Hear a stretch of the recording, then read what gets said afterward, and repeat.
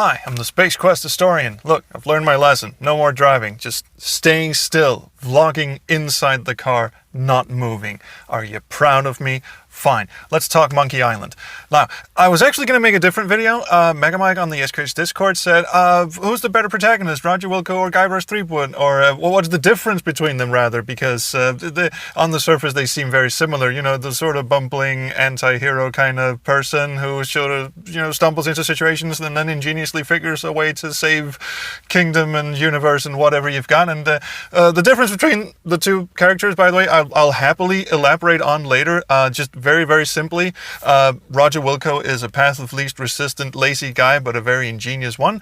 Very creative and crafty person. And Guybrush Threepwood is an abject sociopath. So there's that difference. And then invariably, someone comes in and says, oh, by the way, Curse of Monkey Island is my favorite Monkey Island game. And I just about shit bricks. I really need to say something here, and I really need to put this out, and I'm very sorry, because apparently Curse of Monkey Island is the most fantastic adventure game ever created. I'm just the only one not seeing it, but fuck it, here it is.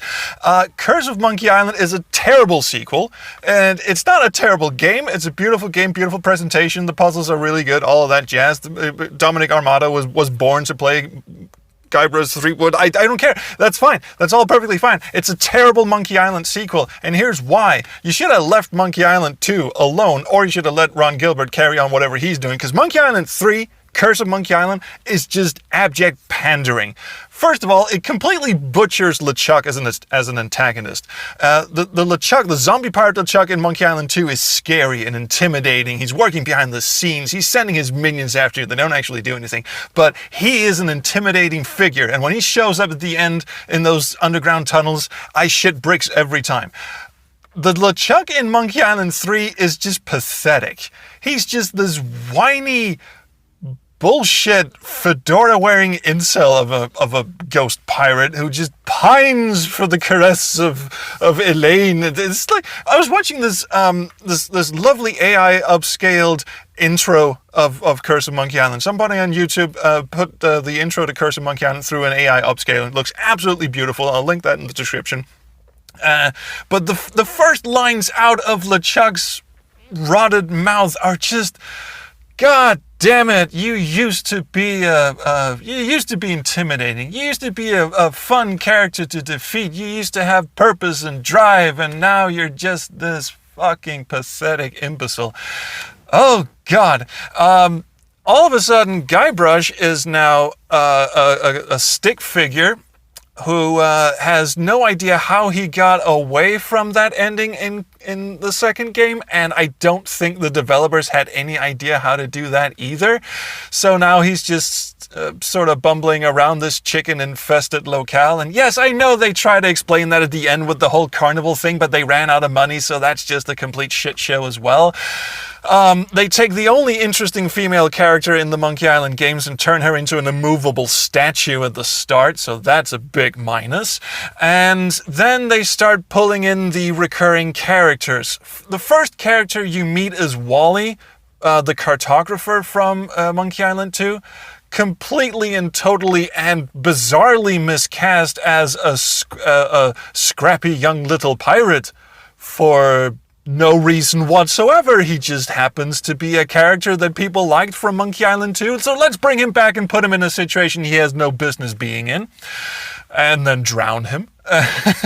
And then you bring back Stan, the salesman from Monkey Island 1 and 2. Yes, he was a recurring character in Monkey Island 2 as well, but interestingly done. See, in the first game, he's a used ships salesman. The joke here being that used car salesmen, particularly in the 80s and 90s, were really annoying, pushy people. So he's a caricature of that kind of used car salesman, except he's a used pirate ship salesman. Haha, get it? Funny. That's the first game. In the second game, he's a used coffin salesman, which is not the same joke as the first one. This just takes his character to the most bizarre level where he has no morals, no scruples. He's selling coffins that other people have been dead and buried in. That is a fantastically morbid joke, and you end the whole thing by nailing him into one of his own coffins. Did I mention Guybrush as a sociopath? I think I did. That was the most brilliant send-off to a recurring character from a previous game ever. And then they bring him back in the third one, and now he's... I forget. In one of the sequels, he's a lawyer. In the other one, he's a used... I don't know. He's another salesman of something. And it's just... That's the same joke as in the first game. You're just repeating the same joke again. Because he's now you're just bringing back an 80s and 90s stereotype of an awful person and making Stan that awful stereotype. We've already done this joke. It's not funny the second time, or the third time, or the fourth time. Speaking of recurring stuff that's not funny because it's being told too many times, Murray the one-note skeleton head. It's funny the first time. That first conversation you have with him when he's just sitting, bobbing down on a plank in front of the pirate ship, that's funny. That's a great exchange. Classic exchange. Well written. Lovely. The millions of other times he shows up in that game to repeat the same joke ad nauseum. I'm a demonic skeleton and I will rule everyone if I only had a body. Yeah, that was funny the first time. Could you shut up now, please? And of course they bring back the Voodoo Lady, but then again, the Voodoo Lady is kind of a staple of the series, so I will give that a pass. The Voodoo Lady needs to be there, because the Voodoo Lady is basically the plot exposition person in every Monkey Island game, so she has to be there. And it's actually even funnier if it's never explained why she just happens to be on the same island as Guybrush. So I think, okay, she gets a pass. They pulled that off pretty well. But the fucking... The reason people love Curse of Monkey Island, I get it. It's a lovely presentation. It looks fantastic. It sounds fantastic. The puzzle design is actually pretty good, I'll give it that. But as a Monkey Island sequel, it sucks. It does everything you shouldn't do in a sequel. It panders to the fans. It has tons and tons of callbacks. And it puts recurring characters in positions they have no business being in. They're just being pulled in from previous games because people liked them in the first game, so we need to give them more of this.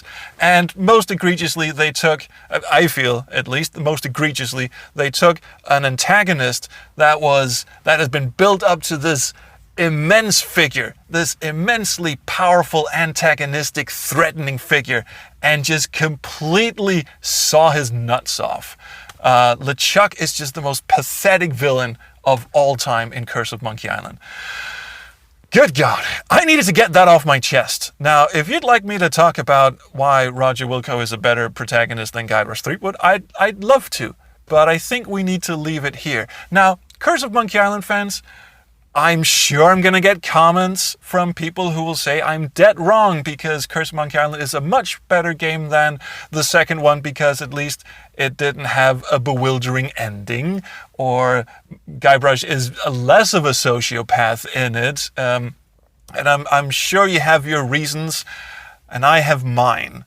You cannot change my mind. Fuck Curse of Monkey Island. It's a very, very good pirate comedy adventure game, but it is not a Monkey Island sequel. It just happens to have the same name. So that's it. Thank you so much for watching my TED Talk, watching my diatribe. I'll just sit back and watch my subscriber count dwindle to 0, and in the meantime, I'll see you around the Chrono Stream. Bye.